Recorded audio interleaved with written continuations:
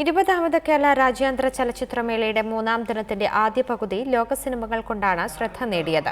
കേരളത്തിലെ ചലച്ചിത്ര പ്രേമികളുടെ പ്രിയ ഓസ്ട്രേലിയൻ സംവിധായകൻ പോൾ കോക്സിന്റെ ഫോഴ്സ് ഓഫ് ദി ഡെക്കനി മേളയിൽ പ്രദർശിപ്പിച്ചു.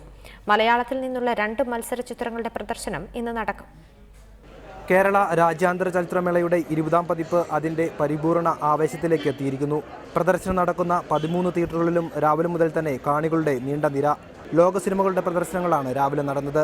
ലോക സിനിമാ കാഴ്ചയാണ് എന്നും തന്നെ ആകർഷിക്കുന്നതെന്ന് പന്ന്യൻ രവീന്ദ്രൻ പറഞ്ഞു. എന്തായാലും ഇത്തവണത്തെ സെലക്ഷൻ നന്നായെന്ന് എനിക്ക് തോന്നുന്നത്. ഞാൻ കണ്ട 4 സിനിമകളും വേൾഡ് സിനിമാ വിഭാഗത്തിൽപ്പെട്ടതാണ്. ആ 4 സിനിമകളും മിക്കവാറും ഒന്നിനൊന്ന് മെച്ചപ്പെട്ട സിനിമകളായിരുന്നു. അപ്പോൾ നമ്മുടെ മലയാള സിനിമയ്ക്ക് കുറേ കൂടി പ്രചോദനമുണ്ടാകുന്ന ഒരുപാട് പുതിയ സിനിമകൾ ഈ രംഗത്ത് വരുന്നുണ്ട്. അത് നല്ല കാര്യമാണ്. കൈരളിയിൽ നിന്ന് ടാഗോറിലേക്കുള്ള മേളയുടെ മാറ്റത്തിൽ പന്ന്യൻ സന്തോഷവാനല്ല. സിനിമ തുടങ്ങിയാൽ ആളുകൾക്കെല്ലാം സൗഹൃദം പുതുക്കാനും സിനിമയെക്കുറിച്ച് ഒരുപാട് ചർച്ച ചെയ്യാനുള്ള സന്ദർഭമായിരുന്നു കൈരളി. പക്ഷേ ഇപ്പോൾ അതില്ല എന്നുള്ളൊരു ദുഃഖമുണ്ട്. മികച്ച സിനിമകൾ കണ്ടെത്താൻ കഴിയാത്തതിന്റെ ആശങ്കയും സംഘാടനത്തിലെ തെറ്റുകളും ചൂണ്ടിക്കാണിച്ച് ഡെലിഗേറ്റുകളും സജീവം.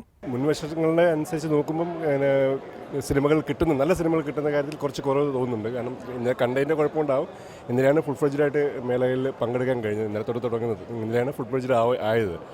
എന്താണിത്? അടിയന്തരാവസ്ഥയേക്കാൾ ഭീകരമായിട്ടുള്ള ഒരു അവസ്ഥ സൃഷ്ടിക്കുകയാണ്. ഇവിടെ എന്താ സംഭവിക്കുന്നത്? ഇവിടെ സിനിമ കാണുന്ന ആളുകളെ ഇങ്ങനെയാണോ ആളുകൾ കൈകാര്യം ചെയ്യുന്നത്? ഇത് അസഹിഷ്ണുതയുടെ അങ്ങേയറ്റാണ്. മത്സര വിഭാഗത്തിലുള്ള മലയാള ചിത്രങ്ങളായ ഒറ്റാൽ, ചായം പൂശിയ വീട് എന്നീ ചിത്രങ്ങളുടെ പ്രദർശനവും ഇന്ന് മേളയിൽ ഉണ്ടാകും. ഒരുപിടി മികവുറ്റ ലോക സിനിമകളുടെ കാഴ്ചകൾ കൊണ്ടാണ് 3ാം ദിനത്തിന്റെ ആദ്യ പകുതി രാജ്യാന്തര ചലച്ചിത്രമേള സജീവമാക്കിയത്.